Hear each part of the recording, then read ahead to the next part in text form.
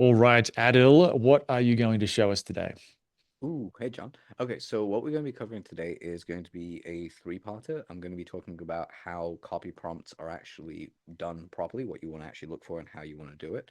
And then we're going to touch upon all the stuff that comes in with editing the actual copy that comes out, because you shouldn't be posting the first thing that comes out of AI, and how to actually teach AI to get your voice. So we're going to go three places, and anything else that comes up we'll answer as well as we go Sounds through. good, man. I'm just going to let you Cool. share your screen. I don't know if you were planning on doing that, but I set that up. So if you want to share and show us how you like in the AI, Yeah, I for know sure. people love Let that me shit. Definitely. Let me just set that up. Let me open it up and I'll show you guys like a project that I've already done and how it works, because it's a lot easier for me to show you guys something. Um, and I'll show you exactly how it all works out together. So let's quickly go through and have a quick look. So essentially what it is, whenever you guys are coming through or doing anything with AI, now I'm a huge fan of using a really, really simple chat GPT bot, which is really, really easy because it's simple, it's to the point. You can use Claude, you can use Manus, you can use whatever you want. It's up to you. The whole idea is, yes, Claude writes better overall um sorry, it's called Claude writes better overall copy that you can use straight away out the door, but ChatGPT gives you a really strong foundation. Now, this is something that every person who is in the space of advertising their stuff, whether you are a copywriter, whether you're a business owner, whether you're a service provider, basically whatever you do, you can be an actor, and this works out the exact same way. What you've got to do is whatever you put into ChatGPT, it's only giving you a first draft. So the way that you get around that first draft is by creating something that works far better and knowing how to remedy the spots and the areas. But as we like to say, you can't polish a turd sometimes. So how do you stop your copy coming out to be a turd that you polish and then still see it flop? Well, we're going to get into that in just a second. There we go. Okay, cool. So I'm going to be sharing with you guys just one of the I like using. There's about 10 that I like using to build things up, and you guys can just see my screen here. So you can Mhm. just see the first prompt I did put in back here was quite simply research the psychological behaviors, um, was it psychological and behavioral traits of instant yes buyers in self-development marketplace who are also, autistic ADHD. And then it's like, what emotional triggers, trust factors, and cognitive shortcuts, e.g., heuristics, priming, drive them to buy immediately without needing long-term nurturing. Now, this is something that I do know quite a lot about in terms of like how I've actually dealt with this, and there is a lot of information that my own personal chat GPT has based on my own interaction with it. But you can actually draw from other people's, which is one way you can do this. You can also type in, I also want you to analyze the mechanisms behind cult-like brand loyalty. How do content creators or brands use continuity, status hierarchy, symbolic language, and belief loops to engineer deep psychological connection over time, and how do you apply it to the instant yes buyer? Now, the reason this is a really powerful question is because it gives you a full breakdown of what the strategy needs to be. This gives you the exact starting point more than anything else. So it gives you all this great information of what to look for, how it works, what the designs would be. And once you've given it like that primer where now your AI understands what you're looking for, you can use something as simple as this, like using what we've discussed and your understanding of how I write email copy, because my email's been on here, without using emojis. Could you write a welcome email? It'll be 7 email sequences, but I just want you to start with the very first one alone. And the reason that you do it this way is far too often I've seen this with I've worked with people that do this all the time. Well, they're like, okay, write five email sequence for me, and then hit go, and AI will immediately be like, okay, I can only write like 250 words in email for five because that hits my RAM limit. I can't really do more than that. And then they'll try and change and expand. Like, okay, I like email one. Could you expand on that, please? And then it will convolute emails two, three, four, five because it doesn't actually follow a flow. When you ask that new command, it's creating another branch of ideation and construct that needs to go into. So it's always best to start with one. And once you've got that one perfected to where you want it to be, you can just say from that point on, okay, could you create the second one for me? Or what would be the next logical email? Could you give me an outline for that? So what you would see here is quite simply, you're not broken, you've just been learning in the wrong direction. I'm going to change off my camera in just a second. So I want to show you guys the next section of how this works. Just give me one moment. To uh,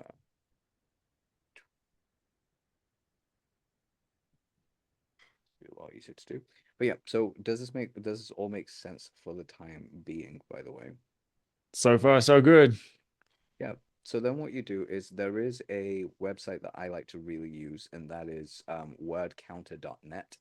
And there is a reason why I like using wordcounter.net more than anything else. And of course, we'll go back on screen in just a second.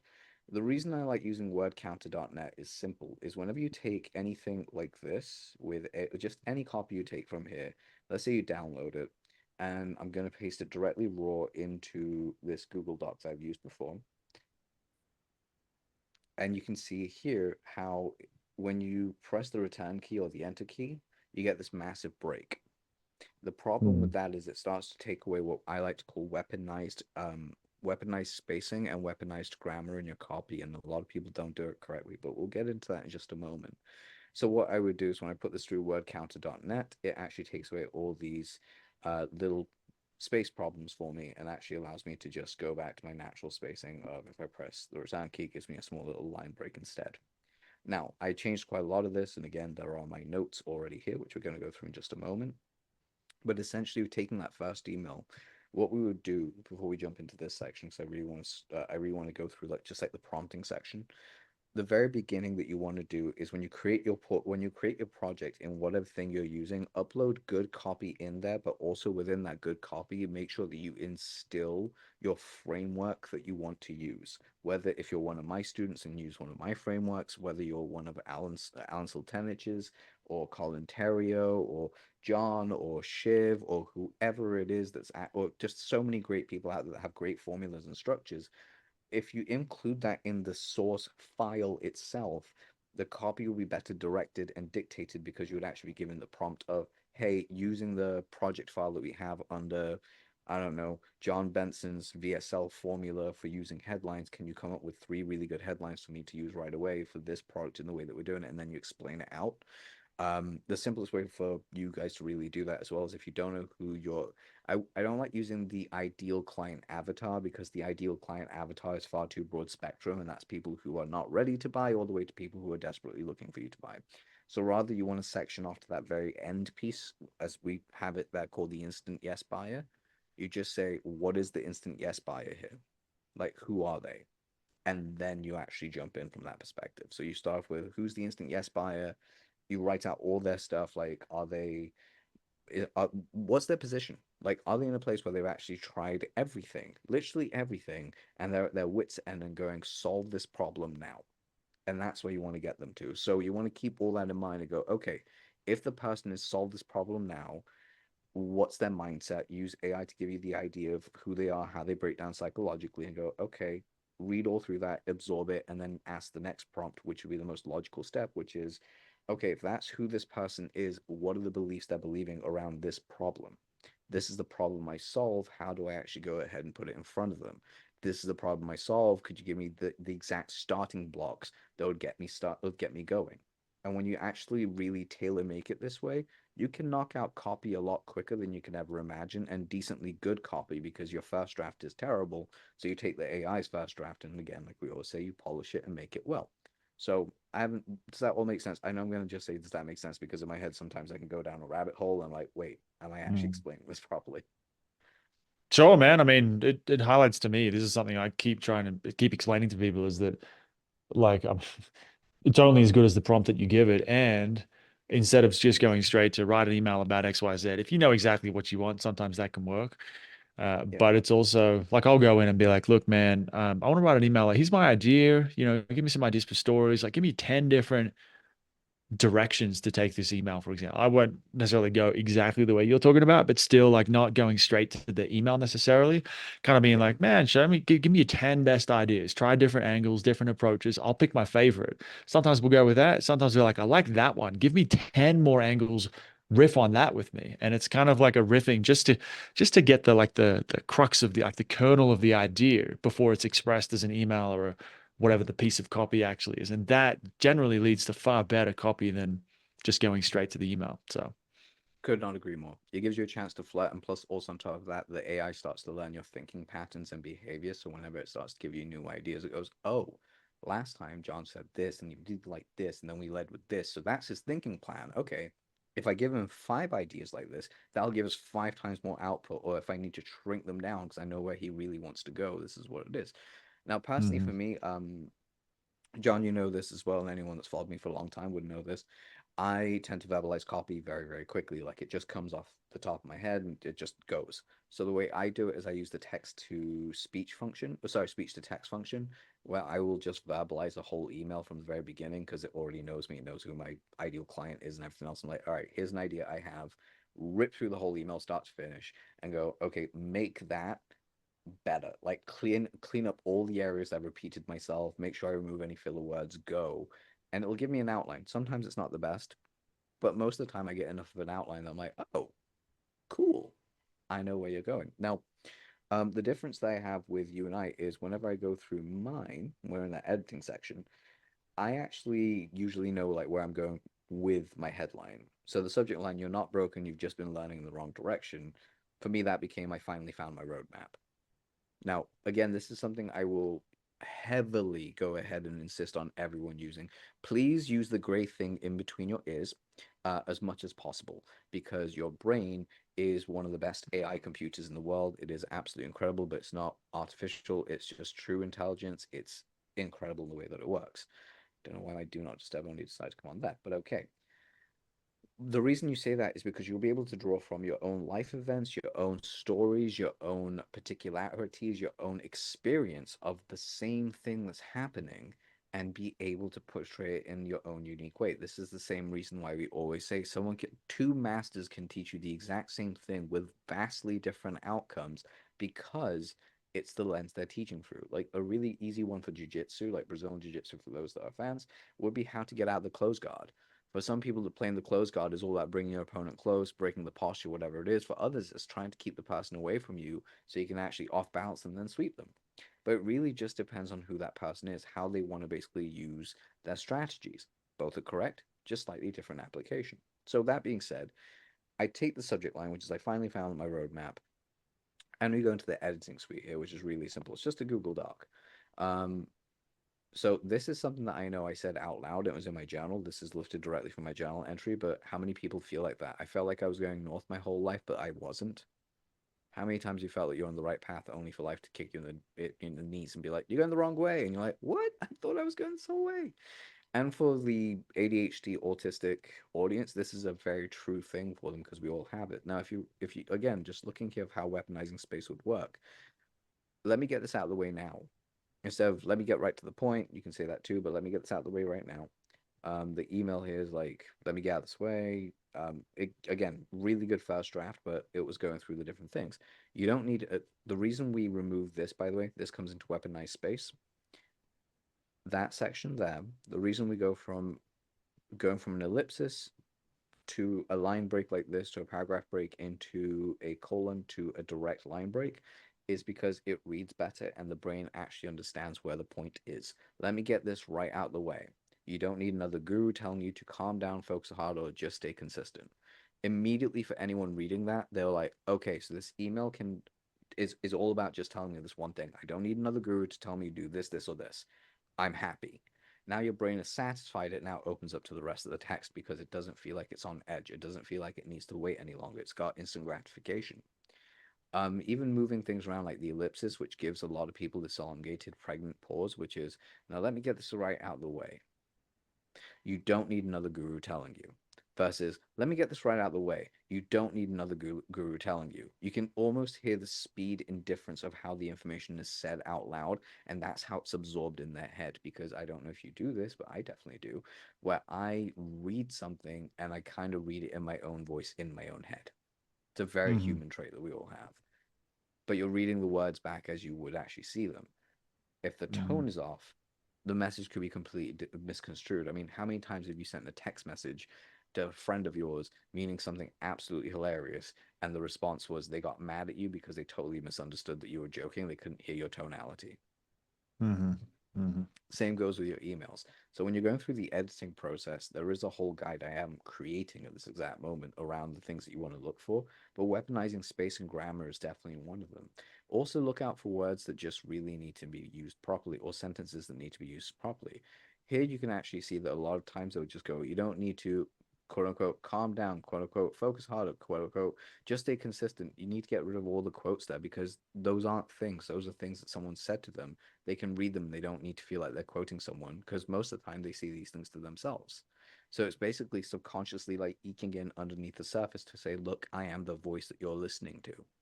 So you, in fact, through just this simple sentence structure here of removing, um, adding a colon, removing an ellipsis, and putting in the spacing as you would do, and taking away just the quote marks, it automatically allows you to take control and, in some sentences, the authority of their brain by making them believe it's their voice.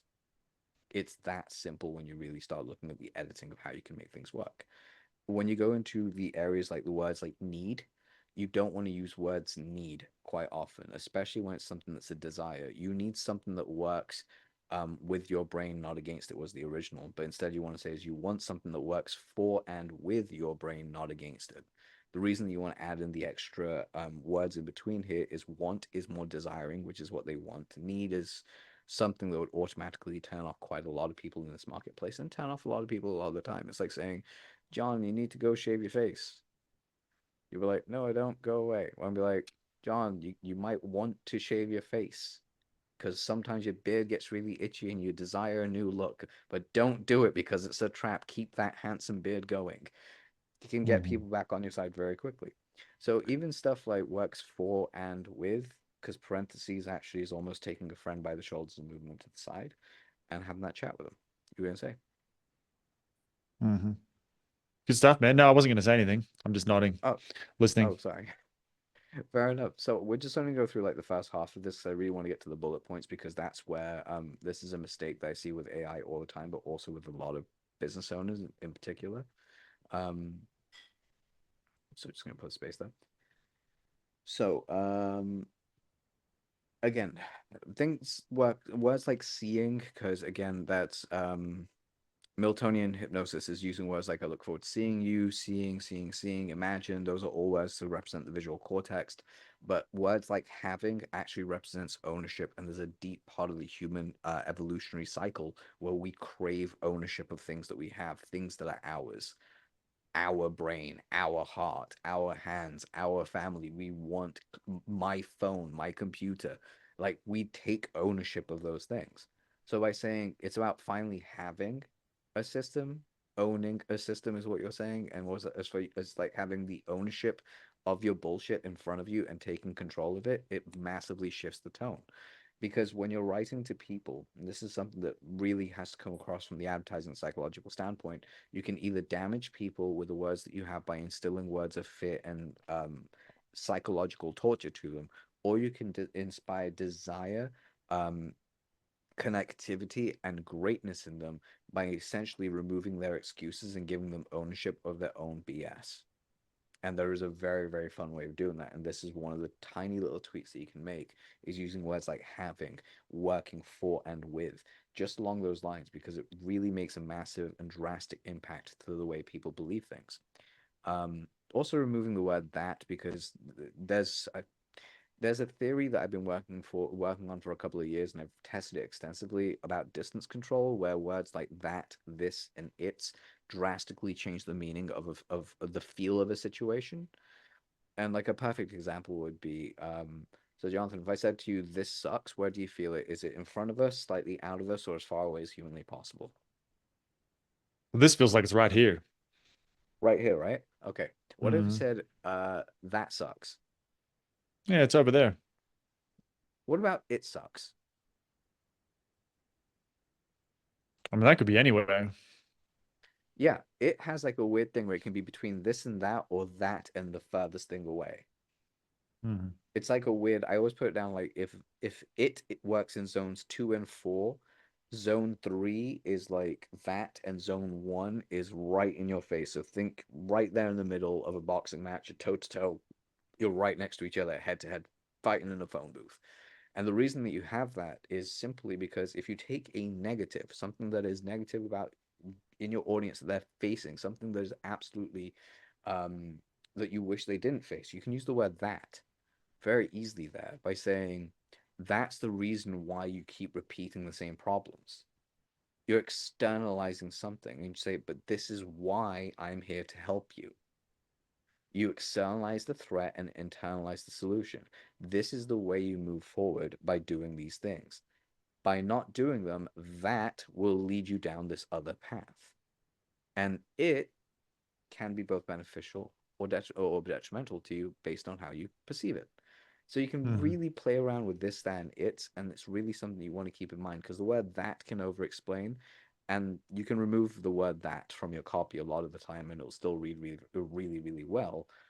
But it's a good way to have this and it as backup words in case there's places that you can't actually get rid of it because there's some areas that it would be needed. So again, going through here, you can build excitement with, and I'll explain why this works for you in just a moment. That's classic, like future pacing for building a payoff, which is fine. It's a mini open loop. Um, this is another big problem that we have with AI that happens quite routinely is you'll get stuff like no fluff, no masking, and definitely no pretending. What you've got is no, no, and no. Three no's in a row, and the brain goes, okay, I've got to switch over to no mode. I don't know what it is, but the brain just kind of goes that way. So instead, you can get away with two by saying no fluff, masking, and definitely no pretending. That definitely no allows you to really create an emphasis of umph, but allows you to go from one no, there is no no, it's normal, to a definitely no. So you've only used two out of the three, but the brain has actually separated it out so quickly that you've only got one, nothing, one, instead of one, two, three, or one, two, nothing. It separates it out nicely, which allows you basically more reign to go ahead and ask for the sale later when someone is asking to say yes. It's really simple.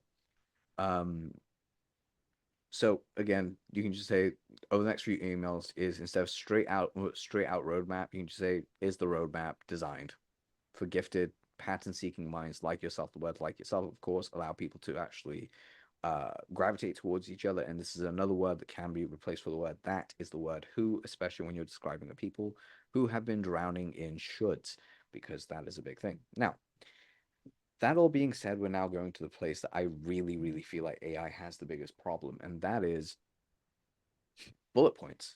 They're terrible at them because bullet points will only get you this. Tools that work for nonlinear thinkers, frameworks that you can make your own, a reminder that your way isn't wrong. Okay, 3 bullet points. That's fun, but what are the benefits? What are the advantages? What are the features? How does it all work? Because you have the feature which is tools made for nonlinear thinkers. That's a feature. Explain to people why it's there. And there are 3 ways to actually do this, which I highlight here. The first is you can always use the hyphen.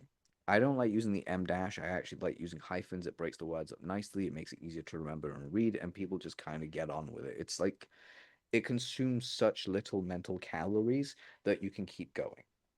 Now, if you have something along the lines of what I like to call, so you got the hyphen. The hyphen is very much a tools that are made for nonlinear thinkers, meaning you'll get access to knowledge knowledge to help you think quickly and utilize your special gifts in no time flat.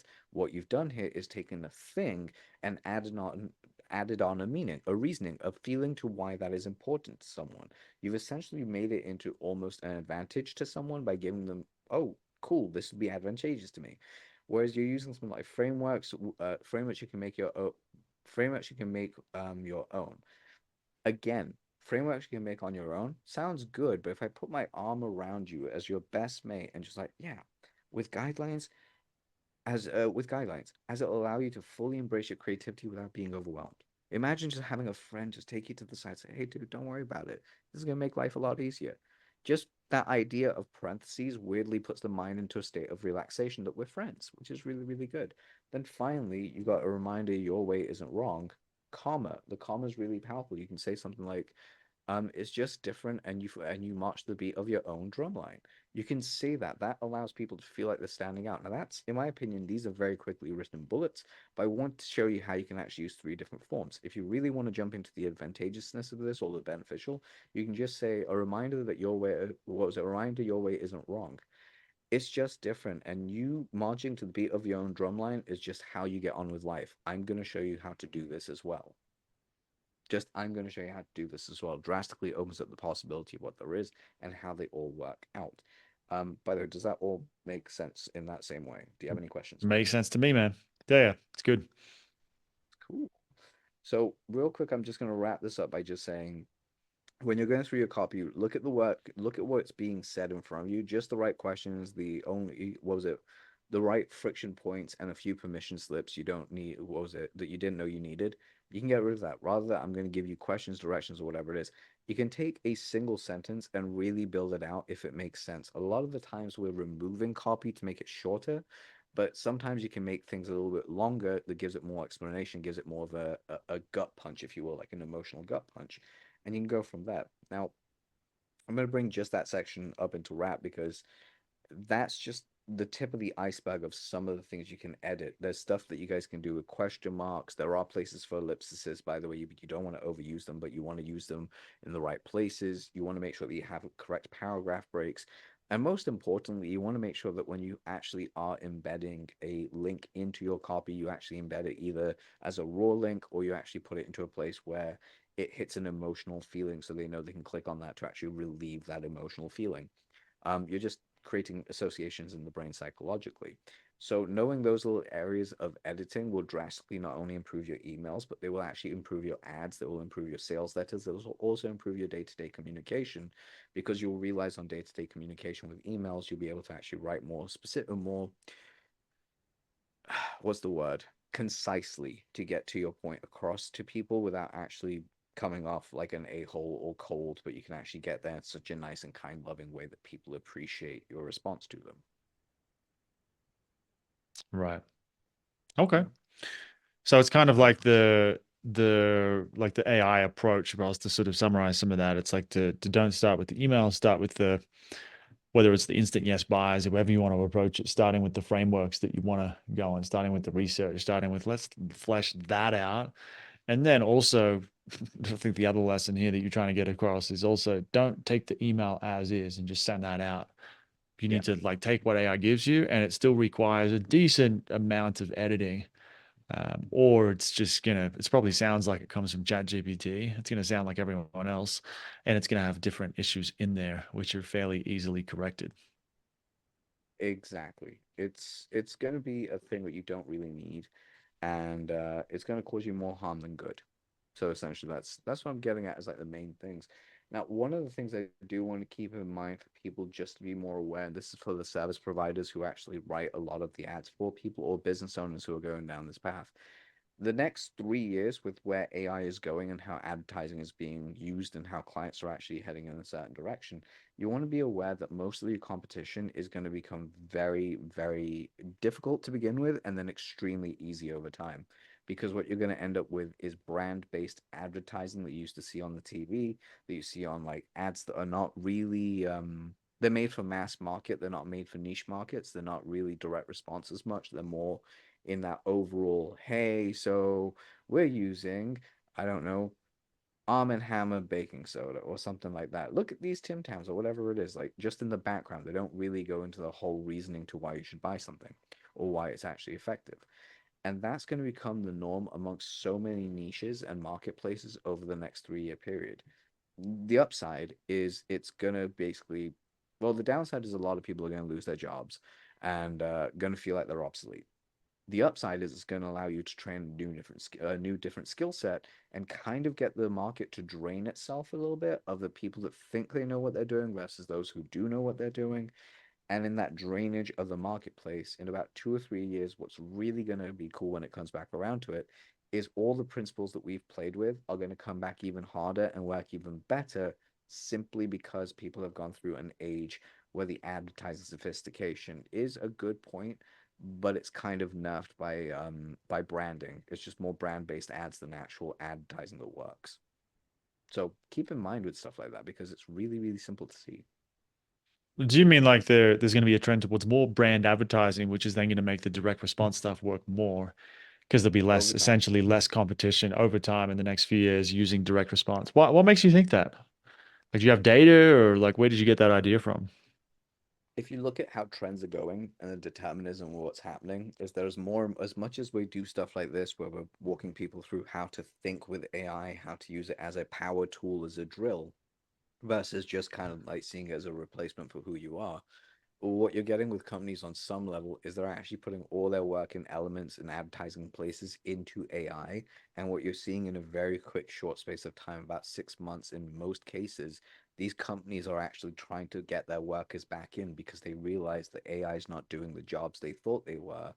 And they're going to try and bring people back in. So, on one hand, it shows that there is gaps, but, and this is what I'm getting at, the development of AI being what it is forcing advertising to go more brand based because that's who the bigger paying houses are looking for. That's what they're looking for.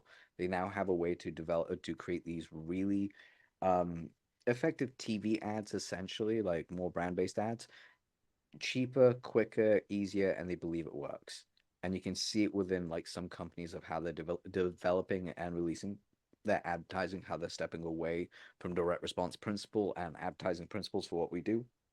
And they're looking for quicker, easier shortcuts because they're, as they say, we're going for volume over profitability because that's what's really going to work for us. It does work for the short term, but it does completely make all the other ads kind of obsolete. And again, like I said, the more people are using AI in order to build these, which they will be, it's going to start churning out the same repetitive stuff because everyone's going to be doing something almost repetitive throughout with slight variations. And then that's going to cause kind of the ad apocalypse, things kind of like bottoming out for a little bit. And you could see the same thing that happened with oh my God, it happened years ago. Well, I'm talking like years and years ago. I'm trying to remember what it was. I don't know if it was Yellow Pages or it was when it was the advent of the internet itself of how direct response changed. Because with Yellow Pages, they did have a certain way that advertising changed once the corporates got into it, versus like how it was done back in good old days where you like, take out a space ad, put your ad in there, get people to call you. It changed drastically. Eventually went back to where it was, but there was a period of time where it was all brandy and stuff, and it did not work all that well for the businesses that engaged in it. And like we say, we go through cycles of what there is. So you just got to look at exactly how long the last cycle lasted and expect to actually almost feel the same or half as long. Mm-hmm. Yeah. Mm-hmm. So empirical data is I'm just seeing what I'm seeing and I'm seeing the way that it's going towards. I could be wrong, but it's one of those things where I'm kind of like, nah, this is a cycle that's happened before. But the good Mm-hmm. news is, and there's those good news, direct mail always works. And guess what? Direct mail is going to work even better now. And anything that you write that is more heartfelt, to the point, punchier, and like emotionally resonant, people are going to gravitate towards that because AI, unfortunately, when people read a lot of AI copy, it feels like it lacks a soul. So you got to make sure that your copy also this way. I'm such an advocate of making sure that anything you write, whether it's content, whether it's emails, whether it's sales, that's whatever it is, could be any kind of content that you produce, has your human hands and human heart involved in them because people will be able to pick up on that feeling or was it the lack thereof of those things. Mm. I mean, one thing I think about is one thing I do a lot with if I'm using AI, I think about how like everyone's got AI, so it's not really an advantage. If everyone has it, if it's just moves the bar higher or different or whatever, nothing actually changes. But if you start to bring in, I think somebody would say it's your perspective, but I think perspectives can be copied relatively easily.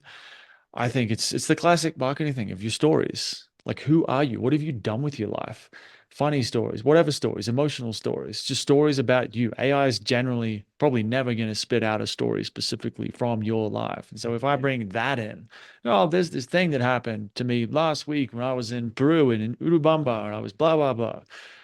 I take that story, add some details in, and then I get AI to write an email based on that. That's one way that I've been using to go, okay, AI could write some of this email, but it's not going to come up with this story without me. So then it starts to bring in, you could call it Yeah. soul, I guess, certainly a personal thing where no one else is going to get that same email. Yeah, exactly. They're never going to be able to write like you and your experience because it's you and your experience. Cool. And that is something that I feel like a lot of people are missing out on right now.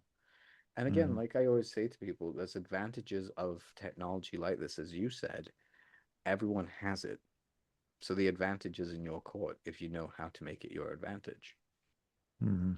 Well, it's still marketing's always been business, really. Evolution. it's all about Yep. advantage. Like, it's like if everyone's got the thing, it's not an advantage. So it's like, okay, ChatGPT in and of itself is not the advantage. The advantage is how can you separate yourself from everyone else in the marketplace, whether that's with your stories, with some sort of thing that your product has that other products don't have. It's still the same basic principle, or the idea of pattern interrupts. If everyone's saying the same, more or less the same shit, you have to say something different. That's always going to be true because that's how our psychology works due to evolution. Yeah. And so Yeah. AI can't necessarily solve that shit for you. It can help if you know that you need to do that. You go, oh, everyone's doing this. 10 fucking competitors say this. We need to say the same thing, but differently, you know? Yep. Or what is another way that we can actually express the same feeling, which is a big thing. Mm. But the one that gets me, ooh, ChatGPT has ruined many a good copywriting word. Like now, like if anyone sees it, they're like, if you even wrote it by hand, they're like, no, a machine wrote that, and you're like, no, it didn't. I wrote that, but sure. Mhm. Like the words, here's the kicker. You Uh-huh. can't use that anymore. I was like, God damn it, I used to love saying here's the kicker. It was one of my favorite things. Uh-huh. Same shit. If everyone's saying it, it's like you can't fucking say it. So it's a changes the game, but it's still the same game. Yeah, like as long as the way I always look at it is as long as you understand how people think and communicate, you'll be able to do anything. That's the reason why, at least for me, when I was coming up, it was known as the copywriting was the master skill. Is because you were taught how to do everything, but more importantly, you understood how people did things. You understood why they bought, you understood exactly why they make the decisions they do, how to tell a better story, how to get in front of them, how to essentially, eh, persuade them ethically in order to take an action that is ultimately beneficial for them. That also is beneficial Mm. for you financially, but Mm. it's a win. But Mm. as we've said pretty much the entire way through, AI is just there to make your stuff go quicker. Again, the reason I call it a power tool, like a drill, a power drill is simple. You can build an entire house with a power drill, but you can also disassemble an entire house with a power drill. Mm. Like, what are you going to use it for good or evil? It's up to you. It's a tool. Yep. Cool. Yeah. And if you're lazy On about it, that, it'll hurt you. what's that? I was going to say, and if you're lazy about it, it will hurt you. Absolutely. On that note, it's probably a good place to end on. If people want to learn more about you, you did say you had a 2-hour workshop where you go a little bit deeper on some of the concepts discussed here. So maybe drop your links, whatever, where people can do all that stuff. Oh, will do. If you guys head on over to greatestcopywriteralive.com/AI hyphen editing, it should come up and you guys can actually get all the details on there and pick it up if you want. There'll be a special coupon code specifically on that page for you guys. You'll see it. It'll just be the word John. And you guys will be able to get a really cool discount off of the training and instant access to it, which is really fun. But yeah, I'm essentially going to be just going more in depth of what I did, and you guys get to see the rest of that document and how I build everything across, including some more prompts and stuff like that. But yay, thank you for having me, John. I really appreciated it. Cool. No worries, man. Thank you. Thank you.